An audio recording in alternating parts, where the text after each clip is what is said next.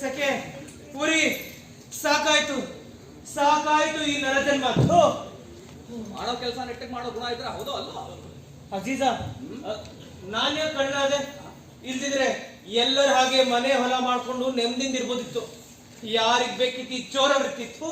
ಇಲ್ಲಿ ಕೇಳೋ, ನೀನು ಜನ್ಮವಿಡೀ ಸತ್ವಸ್ಥನಾಗೆ ಇದ್ರೆ ನಿನ್ನ ಬಗ್ಗೆ ಯಾರು ಒಂದು ಒಳ್ಳೆ ಮಾತನ್ನು ಆಡಲ್ಲ. ಒಮ್ಮೆ ಗಳುವು ಮಾಡು, ಎಲ್ಲರೂ ಆರಂಭಿಸ್ತಾರೆ. ಅಯ್ಯೋ ಎಷ್ಟು ಒಳ್ಳೆ ಹುಡುಗ, ಕೆಟ್ಟು ಬಿಟ್ನಲ್ಲ. ಆಮೇಲೆ ಒಂದು ಕೊಲೆ ಮಾಡಿ ಆಗ ಅಯ್ಯೋ ಇದು ನೀವು ಬರೀ ಕಳ್ವಂತೆ ಮಾಡ್ತಿಲ್ಲ, ಯಾರು ಏನು ಹಾನಿ ಮಾಡ್ತಿರ್ಲಿಲ್ಲ, ಜೀವಕ್ಕೆ ಕೈ ಹಾಕತಾನೆ ಆರಂಭವಾಗ್ತದೆ ಬೇಡ. ಆಮೇಲೆ ಒಂದು ಹೆಣ್ಣಿನ ಮೇಲೆ ಬಲಾತ್ಕಾರ ಮಾಡಿದ್ರೆ ಮುಗಿಯಿತು. ಜೀವನದಲ್ಲಿ ನಂತಿದ್ದ ಅಂದು ಬಿಡ್ತಾರೆ. ನೀನ್ ಹಾಗಿದ್ರೆ ಕದ್ದು ಆಯ್ತು ಕೊಂದು ಆಯ್ತು, ಇನ್ನು ಒಂದು ಹೆಂಗಸಿನ ಮೇಲೆ ಕೈ ಹಾಕೋದೊಂದೇ ಬಾಕಿ ಏನು? ಆದ್ರೆ ಇಷ್ಟು ಬೇಗನೆ ಅಲ್ಲ. ಕೇವಲ ಕಾಮಾತುರನಾಗಿ ಒಂದು ಹೆಣ್ಣಿನ ಮೇಲೆ ಕೈ ಹಾಕಿದ್ರೆ ಏನು ಪ್ರಯೋಜನ? ಮೊದಲು ಅಧಿಕಾರ ಪಡಿಬೇಕು, ಆಮೇಲೆ ಕ್ರೀಡೆ ಕ್ರೀಡೆ ಬಲಾತ್ಕಾರ ಎಲ್ಲದಕ್ಕೂ ಒಂದು ಅರ್ಥ ಬಂದು ಬಿಡ್ತದೆ.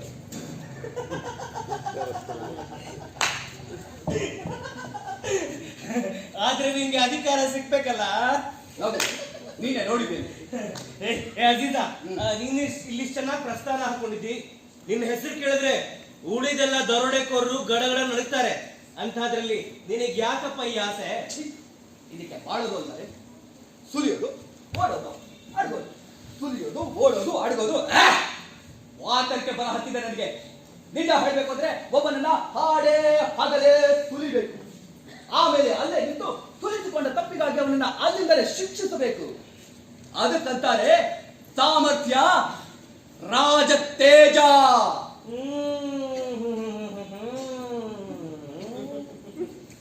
ನೀನೇನು ಅರಸನಾಗ್ಲಿಕ್ಕೆ ಹೊರಟೆ? ನಾನೇನಾಗ್ಲಿ? ನೀನು ಮಹಾಮೂರ್ಖ, ಅಮೀರ್ನ.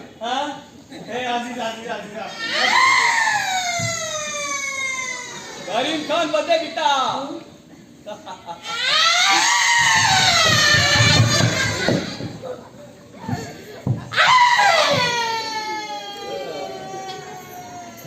ಎಷ್ಟು ಹೊತ್ತು ಕರೀಂ ಖಾನ್? ನಾನು ಹೇಳ್ದ ಇವನೇ ಏನೋ? ಖಂಡಿತ. ಸರಿ, ಹಾಗಿದ್ರೆ ಇನ್ನೇನಾದ್ರೂ ಕೆಲಸ ಇದ್ರೆ ಹೇಳಿ ಕಳಿಸ್ತೀನಂತೆ.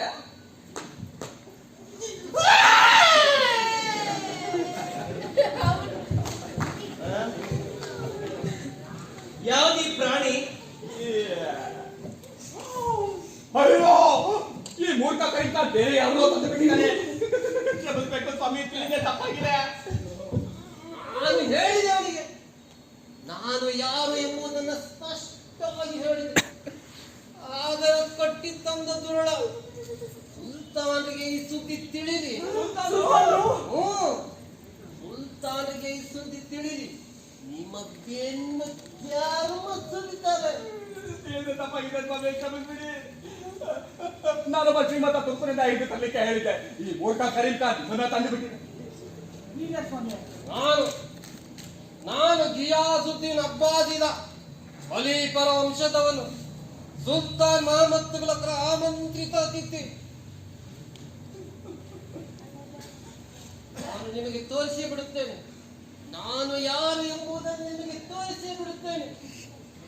ಅರಬ್ಬ ಸ್ಥಾನದಿಂದ ಇಲ್ಲಿವರೆಗೆ ಬಂದೆ, ಯಾವ ಒಬ್ಬ ಮನುಷ್ಯನಿಗೂ ನನ್ನನ್ನು ಮುಟ್ಟುವ ಧೈರ್ಯವಾಗಲಿಲ್ಲ.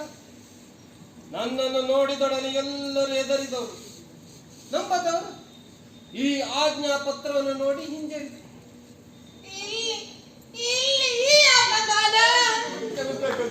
ನೀವು ಸುಲ್ತಾನ್ ಅತಿಥಿಗಳು ಒಬ್ರೆ, ಅದಕ್ಕೆ ಅವನ್ನೆಲ್ಲ ತಪ್ಪು ಕೈ ಬಳಿತಾ ಇರಬೇಕು. ಅದೆಲ್ಲ ನಿಮ್ಗೆ ಯಾಕೋ ಗೊತ್ತಿದೆ. ನಾನು ಒಬ್ಬನೇ ಇರ್ಬೋದು, ಆದ್ರೆ ಏನಂತೆ, ಸುಲ್ತಾನರಿಗೆ ನಾನು ಬಂದಿರುವ ಸುದ್ದಿ ತಿಳಿದಿ ದೌಲತಾಬಾದಿನಿಂದ ರಾಯಭಾರಿಗಳು ಬರ್ತಾರೆ ನನ್ನನ್ನು ಭೇಟಿಯಾಗಲಿಕ್ಕೆ. ಅಂದ್ರೆ ನೀವು ಈ ಮೊದಲು ದೌಲತಾಬಾದಿಗೆ ಬಂದಿಲ್ಲ? ನೀವು ಈ ಮೊದಲು ವ್ಯಕ್ತಿಯಾಗಿಲ್ಲ ನೀ ಇಲ್ಲ ನನ್ನ ಕೆಟ್ಟ ನುಡಿಗಳನ್ನ ಕ್ಷಮಿಸಬೇಕು ಸ್ವಾಮಿ. ತಮಗೆ ತಿಳಿದಿರಬಹುದು, ಸುಲ್ತಾನರು ಈಗಿತ್ತ ಬಹಳ ಕೆಟ್ಟ ಮನಸ್ಥಿತಿಯಲ್ಲಿದ್ದಾರಂತೆ. ಯಾರು ನಂಬೋದೇ ಇಲ್ವಂತೆ. ನನಗೇನು ಹೆದರಿಕೆ ಇಲ್ಲ ಬಿಡು. ನನ್ನಲ್ಲಿ ಈ ಆಜ್ಞಾ ಪತ್ರವಿದೆ. ಗುರುತಿಗಂತ ಈ ಉಂಗ್ರ ಇದೆ. ಇದರಲ್ಲಿ ಹರಳಿಗೆ ಹಾಕಿಲ್ಲ. ಹರಳು ಹಾಕಿದ್ರೆ ನಿಮ್ಮಂತ ಕಳ್ಳು ಕೊಂಬಿದ್ದಿತ್ತಂತ ಸುಲ್ತಾನು ಎದುರಿರ್ಬೇಕು. ಸುಲ್ತಾನರು ಬಹಳ ಬುದ್ಧಿವಂತರು. ಅಂದ್ರೆ ಈ ಆಜ್ಞಾ ಪತ್ರ, ಈ ಉಂಗುರ ಬಿಟ್ಟು ನಿಮ್ಮನ್ನ ದೌಲತಾಬಾದಿನಲ್ಲಿ ಗುರುತಿಸೋರು ಯಾರು ಇಲ್ಲ ಅಂದಂಗಾಯ್ತು. ಸರಿಯಾಗಿ ಸಿಕ್ಕಿಬಿದ್ದ ಹಾಗಂ. ನಾನು ಹೇಳಿದ ಮಾತು ಇದೆ. ಕೊಳ್ತೀರು ಬೇಡ ಬಿಟ್ಬಿಡು. ನನ್ನನ್ನು ಕೊಲ್ಬೇಡಿ ಸ್ವಾಮಿ. ನಾನು ಕಲಿಬರ್ ಮರಿ ಮಗ ನಿಜ. ನಾನು ಬಡವ ಸ್ವಾಮಿ. ನನಗೇನು ಸಿಗ್ಬೇಕಾದ್ರೆ ನಿನ್ನೇನು ಸುಸ್ತಾಂಡು ಕೊಡ್ಲಿಲ್ಲ. ನೀವು ನನ್ನ ಜೊತೆ ದೌಲತಾಬಾದಿ ಬನ್ನಿ. ಈಗ ದೌಲತಾಬಾದಿಗೆ ಹೋಗೋರು ನೀವಲ್ಲ ಸ್ವಾಮಿ. ನಾನು ಬೇಡ ಬಿಟ್ಬಿಡು ಅಂದಿರ. ಸುಳ್ಳೆ ಗಂಟಲು ಹರ್ಪ ಬೇಡ. ಇಂಥ ವ್ಯವಸ್ಥಿತವಾದ ಸಮಯ ಮತ್ತೆ ಯಾವಾಗ ಸಿಗಬೇಕು? ನೀನೊಮ್ಮೆ ಹೊರಗೋಗು ನೋಡೋಣ. ಬೇಡ ಅಂದಿರ. ಹೋಗು.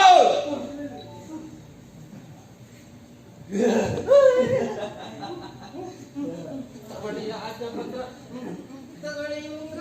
ನಾನು ಮಗನಿಗೆ ಬೇಕಾಗುತ್ತೆ ಮಕ್ಕಳನ್ನ ಬಿಡ್ಬೇಡ.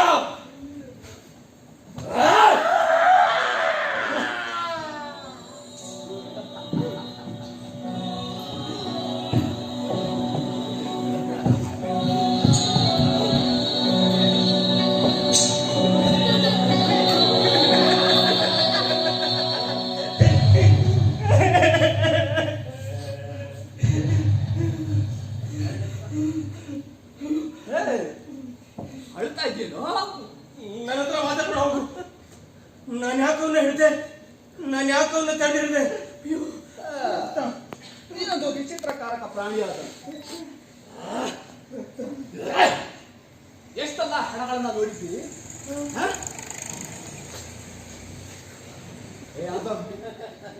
ಹ್ಯಾಕ್ ಕಾಣ್ತಾ ಇದ್ದೀನಿ. ಖಲೀಫರ ಮರಿಮಗ ಕಿಯಾಸುದ್ದೀನ ಅಬ್ಬಾಸಿದ.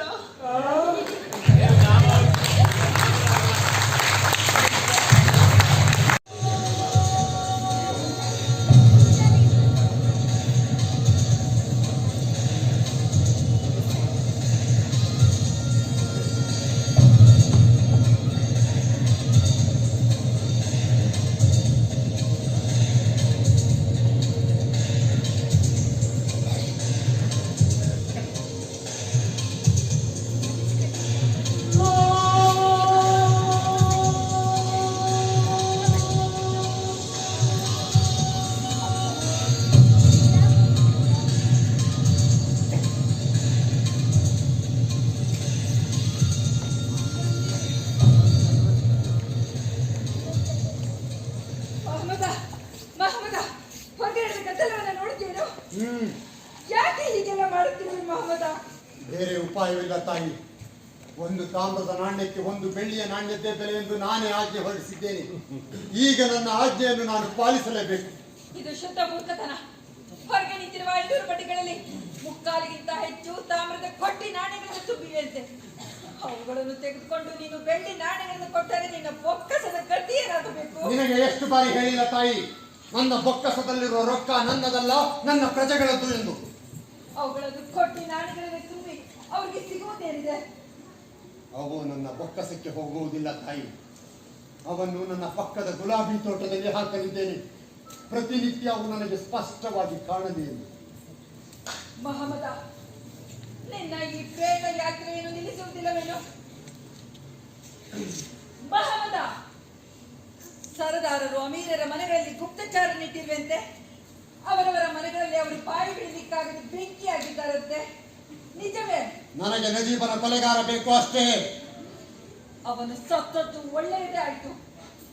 ಅವನು ನಿನ್ನನ್ನು ಧರ್ಮದಿಂದ ದೂರ ಎಳೆಯುತ್ತಿದ್ದ, ವಿನಾಶದತ್ತ ಕರೆದೊಯ್ಯುತ್ತಿದ್ದ. ಅವನು ನನಗೆ ನಿಷ್ಠನಾಗಿರಲಿಲ್ಲ, ಅವನು ಸಿಂಹಾಸನಕ್ಕೆ ನಿಷ್ಠನಾಗಿದ್ದ. ಅವನ ನಿಷ್ಠೆ ಆಡಳಿತಕ್ಕೆ ಒಂದು ಪ್ರಮಾಣವನ್ನು ಒದಗಿಸಿತು.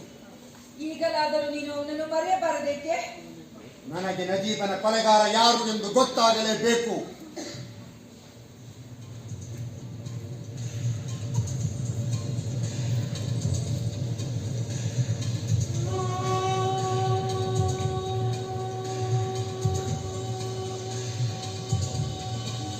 ಮಹಮ್ಮದ, ನನಗೆ ಹೆದರಿಕೆ ಆಗುತ್ತಿದೆ ಮಹಮ್ಮದ. ನನಗಾಗಿ ಆದರೂ ಹುಡುಕಾಟವನ್ನು ನಿಲ್ಲಿಸುವುದಿಲ್ಲವೇನೋ ಮಹಮ್ಮದ? ಹಾಗಾದರೆ ಕೇಳು, ನಜೀಬನನ್ನು ಕೊಲ್ಲಿಸಿದ್ದು ನಾನು.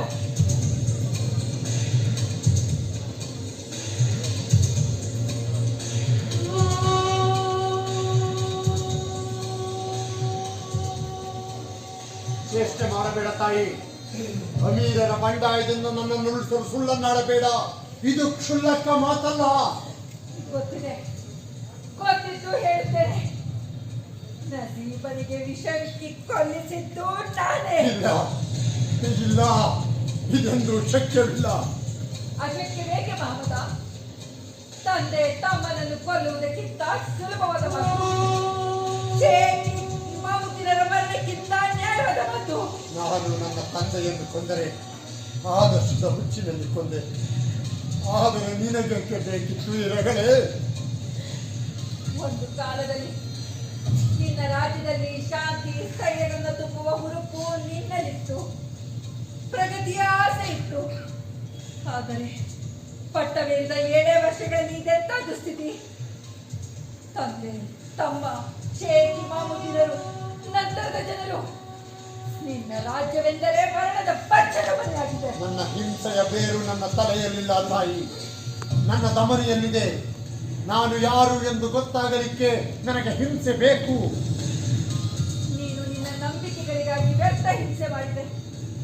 ನಾನು ನಿನಗಾಗಿ ಒಬ್ಬನನ್ನು ಕೊಲ್ಲಬಾರದು. ಇಲ್ಲ, ನನ್ನ ಕೃತ್ಯಗಳಿನ್ನೂ ವ್ಯರ್ಥವಾಗಿಲ್ಲ. ನನ್ನ ಕೃತ್ಯಗಳೆಲ್ಲ ನನಗೊಂದು ಪ್ರತಿಫಲ ಕೊಟ್ಟವು. ಅಧಿಕಾರ. ನನ್ನ ಆಲೋಚನೆಗಳಿಗೆ ರೂಪ ಕೊಡಲಿಕ್ಕೆ ನನಗೆ ಅಧಿಕಾರ ಬೇಕಾಗಿತ್ತು. ಆದರೆ ನಿನಗೇನು ಬೇಕಿತ್ತು ಈ ಕೊಲೆಯಿಂದ? ಹೆಣ್ಣೆ, ಮಲಮಗನ ಮೇಲೆ ತೋರುವ ಪ್ರೀತಿಯಲ್ಲಿಯೂ ಅಧಿಕಾರದ ಆಸೆಯಲ್ಲವೇ?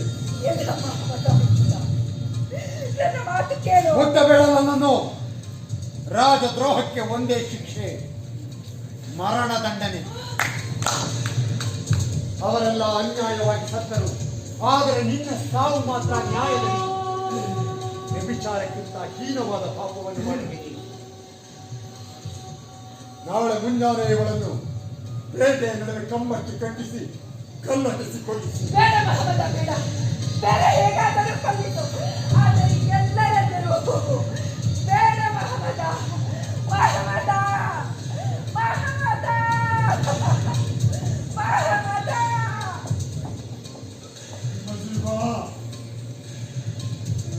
ನಜೀಬಾ, ನಜೀಬಾ,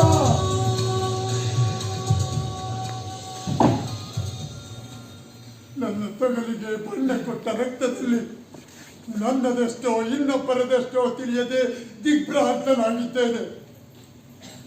ನಿನ್ನ ಹಾದಿಯಲ್ಲಿ ಹೊರಟ ನಾನು ಹೀಗೇಕೆ ಮರುಭೂಮಿಯಲ್ಲಿ ಬತ್ತಲಾಗಿ ಅಲೆಯಬೇಕು?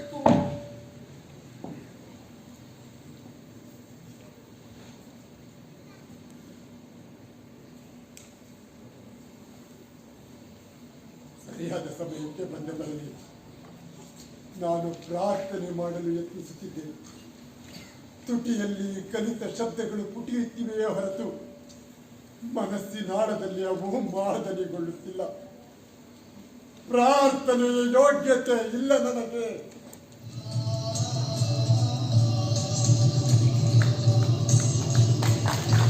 ಸರ್ವಶಕ್ತ ಕರೀಂ ಅಬ್ಬಾಸಿದ್ ಅಲ್ ಮಸ್ತಾನ್ಜೀರರ ಸುಪುತ್ರರಾದ ಅಬ್ದುಲ್ ಅಜೀಜರ ಸುಪುತ್ರರೂ ಆದ ಘಿಯಾಸುದ್ದೀನ್ ಮಹಮ್ಮದ್ ಅವರು ನಾಳೆ ಮಧ್ಯಾಹ್ನ ದೌಲತಾಬಾದ್ ಅನ್ನ ಸೇರಿ ಈ ನಗರವನ್ನ ಪವಿತ್ರಗೊಳಿಸುವವರಿದ್ದಾರೆ.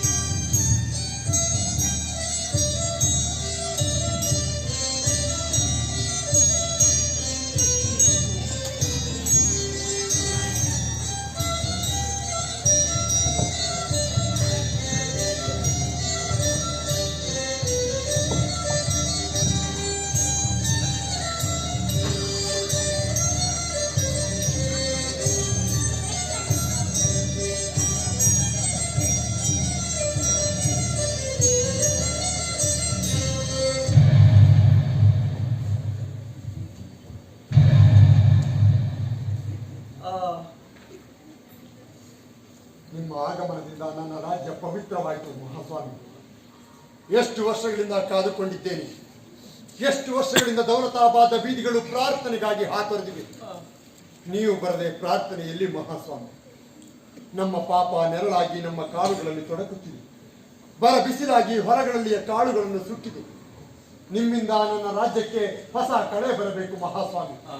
ನೀವು ನಿಮ್ಮ ಕಾಲನ್ನು ನನ್ನ ತಲೆಯ ಮೇಲಿಟ್ಟು ಉದ್ಧರಿಸಬೇಕು. ಆಮೀನ್.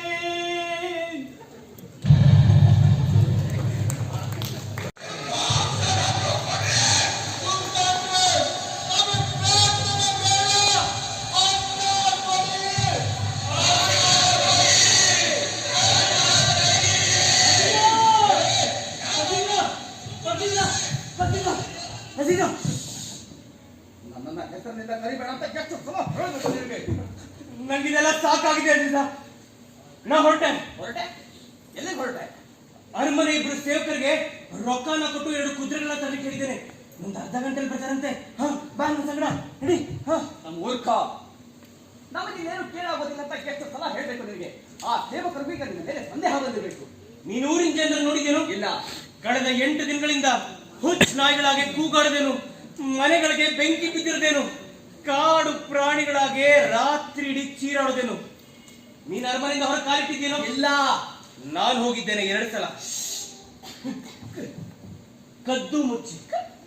ಕದ್ದು ಮುಚ್ಚಿ ನಿನ್ನ ತಲೆಯಲ್ಲಿ ಏನೋ ಚಗಣಿ ತುಂಬಿದೆ. ಯಾರು ಕದ್ದು ಮುಚ್ಚಿ ಹೋದನಂತೆ? ಹೇ ಅಜೀಜ, ಅರಮನೆಯಿಂದ ಹೊರಗೋಗ್ಲಿಕ್ಕೆ ಒಂದು ಚೋರ ಕಿಂಡಿ ಇದೆ.